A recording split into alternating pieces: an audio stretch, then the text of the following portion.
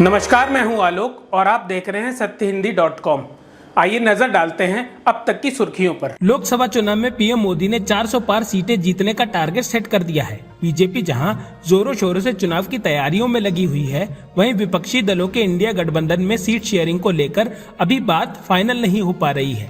चुनाव की तारीखों का ऐलान अभी नहीं हुआ है, लेकिन आम आदमी पार्टी और समाजवादी पार्टी ने कुछ सीटों पर अपने अपने उम्मीदवारों का ऐलान कर दिया है। हालांकि बीजेपी और कांग्रेस ने अभी तक अपने पत्ते नहीं खोले हैं। इसी बीच एनडीटीवी की एक एक्सक्लूसिव जानकारी के मुताबिक बीजेपी मध्य प्रदेश के पूर्व सीएम शिवराज सिंह चौहान को विदिशा लोकसभा सीट से चुनावी मैदान में उतारा जा सकता है। केंद्रीय गृह मंत्री अमित शाह ने मंगलवार को कांग्रेस पर निशाना साधते हुए कहा कि पार्टी भारत का विकास नहीं कर सकती है या गरीबों के कल्याण के लिए काम नहीं कर सकती है। उदयपुर में बीजेपी कार्यकर्ताओं को संबोधित करते हुए उन्होंने कांग्रेस को वंशवादी और दिशाहीन पार्टी बताया। शाह ने कहा, कांग्रेस पार्टी भारत का विकास नहीं कर सकती है, यह गरीबों को कल्याण नहीं दे सकती है। उन्होंने यह भी कहा कि कांग्रेस भारत का गौरव बढ़ाने में असमर्थ है। कांग्रेस एक वंशवादी पार्टी है, यह एक दिशाहीन पार्टी भी है। शाह ने यह भी आरोप लगाया कि कांग्रेस ने राम मंदिर के मुद्दे को लटकाए रखा और हमेशा भाजपा से सवाल करती रही कि मंदिर कब बनेगा। शामली में चौसाना के जिजौला में किसानों की समस्याओं को लेकर आयोजित महापंचायत में किसान नेताओं ने अपना अपना पक्ष रखा। साथ ही मतभेद भुलाकर एकजुटता के साथ किसानों की समस्याओं पर आवाज उठाने का संकल्प लिया। पंचायत में राकेश टिकैत मुख्य अतिथि रहे। उन्होंने केंद्र सरकार की नीतियों को किसान विरोधी बताया। उन्होंने कहा कि बड़ी कंपनियों का फायदा कैसे होगा, ऐसी नीतियों पर काम चल रहा है। जब किसान का ट्रैक्टर खत्म होगा, किसान की गाड़ी खराब होगी तो कंपनियों को फायदा होगा। सरकार ने किसानों को दिल्ली जाने से रोका है, किसान सरकार को 2024 में आने से रोकेंगे। किसान संगठनों द्वारा बुधवार को दिल्ली कूच करने का दावा किया गया है। ऐसे में दिल्ली एनसीआर के बीच अधिकांश बॉर्डरों पर कड़े सुरक्षा प्रबंध कर दिए गए हैं। दिल्ली हरियाणा से लेकर सिंगू बॉर्डर, टिकरी बॉर्डर, ढांसा बॉर्डर और झज्जार बॉर्डर को पूरी तरह से बंद रखा गया है, जबकि कुछ अन्य बॉर्डरों पर ट्रैफिक के लिए कुछ लेनों को खोल रखा गया है। ऐसे में बुधवार को दिल्ली एनसीआर के बीच आवाजाही करने में लोगों को कई जगह जाम का सामना करना पड़ सकता है। मध्य प्रदेश के पूर्व मुख्यमंत्री कमलनाथ और उनके बेटे नकुलनाथ के बीजेपी में जाने की अटकलें चल रही हैं। इसी बीच कांग्रेस के कई कार्यक्रमों के बैनर पोस्टर से कमलनाथ की तस्वीर गायब है। गुना में दिग्विजय सिंह कार्यकर्ताओं की बैठक लेने पहुंचे थे, जिसके लिए मंच पर बैनर लगाए गए थे। उन बैनरों में जीतू पटवारी समेत कई दिग्गज नेताओं की तस्वीरें थीं, लेकिन कमलनाथ की फोटो गायब थी। जब दिग्विजय सिंह से कमलनाथ की फोटो गायब होने पर सवाल किया गया तो उन्होंने कहा कि वो खुद अपनी तस्वीर हटाने को बोलेंगे। चंडीगढ़ मेयर चुनाव को लेकर सुप्रीम कोर्ट के सख्त फैसले के बाद दिल्ली के मुख्यमंत्री अरविंद केजरीवाल भाजपा पर जमकर बरसे और उन्होंने इसे इंडिया गठबंधन की बहुत बड़ी जीत करार दिया है। साथ ही केजरीवाल ने कहा कि ये इंडिया गठबंधन की पहली जीत है और बहुत बड़े मायने रखती है। साथ ही उन्होंने सुप्रीम कोर्ट का शुक्रिया अदा किया। केजरीवाल ने कहा कि उन लोगों ने चुनाव चोरी कर लिया था, हम उसे छीन कर लाए हैं। उन्होंने कहा, हमने हार नहीं मानी और आखिरी वक्त तक लड़ते रहे और संघर्ष करते रहे। ये पूरे देश और इंडिया गठबंधन के लिए बहुत बड़ी जीत है। चंडीगढ़ मेयर चुनाव में सुप्रीम कोर्ट के फैसले के बाद विपक्ष ने मोदी सरकार पर लोकतंत्र की हत्या के लिए साजिश रचने का आरोप लगाया है। इसने कहा गया है कि चंडीगढ़ मेयर चुनाव का पीठासीन अधिकारी अनिल मसीह तो सिर्फ एक मोहरा है और इसके पीछे कोई और ही है।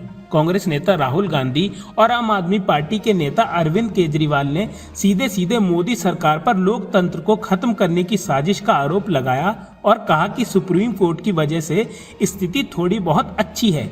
राहुल गांधी ने सुप्रीम कोर्ट के फैसले के बाद कहा कि लोकतंत्र की हत्या की भाजपाई साजिश में मसीह सिर्फ मोहरा है, पीछे मोदी का चेहरा है। सरकार की ओर से 5 नई फसलों पर एमएसपी की गारंटी के प्रस्ताव को खारिज करने के बाद किसान अब दिल्ली कूच की तैयारियों में फिर जुट गए हैं। फिलहाल हरियाणा और पंजाब को जोड़ने वाले शंभू बॉर्डर पर शांति है, लेकिन कल यहां बड़ी हलचल मच सकती है। किसान मिट्टी से भरे कट्टे ट्रैक्टरों पर लोड कर रहे हैं। पोकलेन और जेसीबी मशीनों को भी लाया जा रहा है। इससे अंदाजा लगाया जा रहा है कि किसान घग्गर नदी पार करके जाना चाहेंगे। पोकलेन मशीनों की मदद से प्रशासन द्वारा बॉर्डर पर लगाई गई सीमेंट की दीवारों को किसान हटाएंगे। इससे चलते दिल्ली तक अलर्ट की स्थिति है।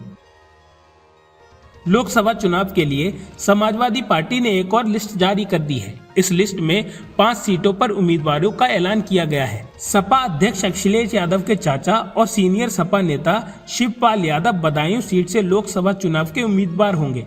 अब तक पार्टी ने 31 उम्मीदवारों का ऐलान कर दिया है। कैरान सीट पर भी सपा ने उम्मीदवार का ऐलान कर दिया है। इस सीट को लेकर आरएलडी के साथ सपा का पेच फंस गया था।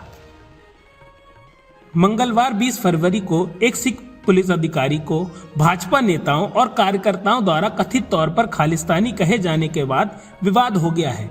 यह वीडियो सोशल मीडिया पर काफी वायरल हो रहा है। इस वीडियो को पश्चिम बंगाल की मुख्यमंत्री ममता बनर्जी ने भी साझा किया है। पुलिस और भाजपा नेताओं और कार्यकर्ताओं के एक समूह के बीच बहस के दौरान आईपीएस अधिकारी जसप्रीत सिंह को कथित तौर पर खालिस्तानी कहा गया था। जसप्रीत सिंह भाजपा नेताओं से कह रहे हैं, आप मुझे खालिस्तानी कह रहे हैं क्योंकि मैंने पगड़ी पहनी है। क्या यह आपकी हिम्मत है? अगर कोई पुलिसकर्मी पगड़ी पहनकर आपकी ड्यूटी करता है तो क्या वह खालिस्तानी हो जाता है? क्या यह आपका स्तर है? उत्तर प्रदेश में समाजवादी पार्टी और कांग्रेस के बीच गठबंधन टूटना तय हो गया है। अखिलेश यादव की तरफ से 17 सीटों की ऑफर जा चुकी है, लेकिन अभी भी मुरादाबाद और बिजनौर में से एक सीट को लेकर पेंच फंसा हुआ है। सूत्रों की माने तो अखिलेश यादव के खेमे की तरफ से कांग्रेस को 3 दिन में फैसला लेने के लिए कहा गया है। समाजवादी पार्टी ने आगामी लोकसभा चुनाव के लिए उत्तर प्रदेश में उम्मीदवारों की घोषणा कर दी है। प्रत्याशियों की सूची में माफिया राजनीतिक नेता मुख्तार अंसारी के भाई और बहुजन समाजवादी पार्टी से सांसद अफजाल अंसारी का नाम भी शामिल है। उत्तर प्रदेश में समाजवादी पार्टी और कांग्रेस के अलायंस में दरार के दावों के बीच मैनपुरी से सपा सांसद डिंपल यादव ने बड़ी प्रतिक्रिया दी है। उन्होंने कहा है कि लगातार वरिष्ठ नेता से बातचीत चल रही है, गठबंधन होगा तो आपको बता दिया जाएगा। उधर कांग्रेस नेता केसीवी वेणुगोपाल ने कहा कि बातचीत चल रही है, गठबंधन फाइनल स्टेज में है, हमारी गठबंधन टीम काम कर रही है। इसके अलावा डिंपल ने कहा कि चुनाव के दौरान स्वामी प्रसाद मौर्य समाजवादी पार्टी में आए थे। वे चुनाव नहीं जीत पाए थे, लेकिन फिर भी हमने उन्हें एमएलसी बनाकर विधानसभा भेजा था। सुप्रीम कोर्ट ने आप पार्षद कुलदीप कुमार को चंडीगढ़ नगर निगम का मेयर घोषित कर दिया है। इसने पीठासीन अधिकारी अनिल मसीह द्वारा घोषित भाजपा उम्मीदवारों के चुनाव को रद्द कर दिया है। इस फैसले से पहले सुनवाई के दौरान सुप्रीम कोर्ट ने मंगलवार को दिन में कहा था कि वे 8 मतपत्रों को वैध मानकर दोबारा गिनती का निर्देश देगा। मुख्य न्यायाधीश डीवाई चंद्रचूड़ की अगुवाई वाली पीठ ने भाजपा और आप के बीच विवाद के केंद्र में पहले 8 अमान्य करार दिए गए वोटों की जांच की और कहा था कि उन्हें फिर से गिना जाएगा। उन्होंने कहा कि इन वोटों को भी वैध माना जाएगा और इसके आधार पर ही परिणाम घोषित किए जाएंगे। महाराष्ट्र आरक्षण विधेयक एक मत से महाराष्ट्र विधानसभा में पास हो गया है। इसमें मराठा समुदाय के लोगों को सरकारी नौकरियों और शिक्षा में 10% का आरक्षण मिलेगा। विधानसभा के विशेष सत्र में यह विधेयक सर्वसम्मति से पास हो गया है। वहीं मराठा आरक्षण विधेयक विधानसभा से पारित होते ही लोग जश्न मनाने लगे। महाराष्ट्र विधानसभा के बाहर ही लोग ढोल मजीरा लेकर साथ जश्न मनाते हुए नजर आए। महाराष्ट्र विधानसभा में विपक्ष के नेता विजय वडेट्टीवार ने कहा कि विपक्षी दलों की भी यह राय है कि मराठा समुदाय को आरक्षण दिया जाए। महाराष्ट्र विधानसभा ने सरकारी नौकरियों शिक्षा में मराठाओं के लिए 10% आरक्षण प्रदान करने वाले विधेयक सर्वसम्मति से पारित कर दिया है। इस पर लगातार प्रतिक्रियाएं सामने आ रही हैं। एमएनएस प्रमुख राज ठाकरे ने भी इस पर अपनी बात रखी है। राज ठाकरे ने कहा, आरक्षण का मुद्दा केंद्र का सब्जेक्ट है, राज्य सरकार को अधिकार है क्या? मराठा समाज को आरक्षण देना चाहिए। तमिलनाडु में 50% से ज्यादा आरक्षण सुप्रीम कोर्ट में सस्टेन किया है। 10% आरक्षण दिया है। ये सुप्रीम कोर्ट में टिकेगा क्या? सुप्रीम कोर्ट में अगर पिछली बार की तरह नहीं टिका तो क्या होगा? मराठा आरक्षण आंदोलन का नेतृत्व करने वाले कार्यकर्ता मनोज जारंगे भूख हड़ताल पर बैठे हुए हैं। उन्होंने महाराष्ट्र विधानसभा में पारित आरक्षण विधेयक का स्वागत किया है। हालांकि उन्होंने तर्क दिया है, इसमें जो आरक्षण प्रस्तावित किया गया है व समुदाय की मांग के अनुकूल नहीं है। राज्य विधानसभा में मंगलवार को मराठा आरक्षण विधेयक सर्वसम्मति से पारित हुआ है। इसमें कुछ ही मिनट बाद जारंगे ने कहा, हमें इस आरक्षण की जरूरत है। इसके कुछ ही मिनट बाद जारंगे ने कहा, हमें इस आरक्षण की जरूरत है, इसके हम हकदार हैं। हमने अन्य पिछड़ा वर्ग के तहत आरक्षण दिया जाए। हाई कोर्ट के मुख्य न्यायाधीश की खंडपीठ ने मंगलवार को अदालत की अनुमति के बावजूद पुलिस द्वारा शुभेंदु अधिकारियों को रोके जाने पर नाराजगी जताई है। मुख्य न्यायाधीश ने संदेश खाली कांड में मुख्य आरोपी फरार टीएमसी नेता शहजहां शेख को तत्काल आत्मसमर्पण करने को कहा है। अदालत ने इतने दिनों बाद भी अब तक शहजहां की गिरफ्तारी नहीं होने पर राज्य सरकार व पुलिस की भूमिका पर नाराजगी जताई है।